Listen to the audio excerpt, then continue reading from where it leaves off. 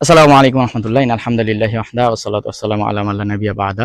কাছে ও দূরে দেশ ও প্রবাসের সকল দিনী ভাইদের আলহামদুলিল্লাহ। আমি দাঁড়িয়ে আছি আবু হুরায়রা মাদ্রাসার মাঠে, যেটা 2021 সালে প্রতিষ্ঠিত হয়েছে। আলহামদুলিল্লাহ, আপনাদেরই অর্থে আপনাদেরই দানে আজকের যে জায়গায় দাঁড়িয়ে আছি এটা প্রায় 20 ফুট গভীর ছিল এবং অদ্যাবধি 2024 সালে আমরা পুরো ইয়ার্ড যেটা আপনারা দেখছেন, এখানে আমরা 34% জমি ক্রয় করেছি এবং ক্লাস আমাদের 3য় শ্রেণী পর্যন্ত আমরা চালু করতে সক্ষম হয়েছি। যদিও আমাদের অনেক প্রতিকূলতা, অনেক সীমাবদ্ধতা রয়েছে, আমরা আবাসিক করতে পারিনি, তথাপি আমরা স্থানীয় ছাত্রদেরকে নিয়ে আবাসিক মোটামুটি আমরা চালু রেখেছি। তারা বাহির থেকে খেয়ে আসে, এখানে থাকে।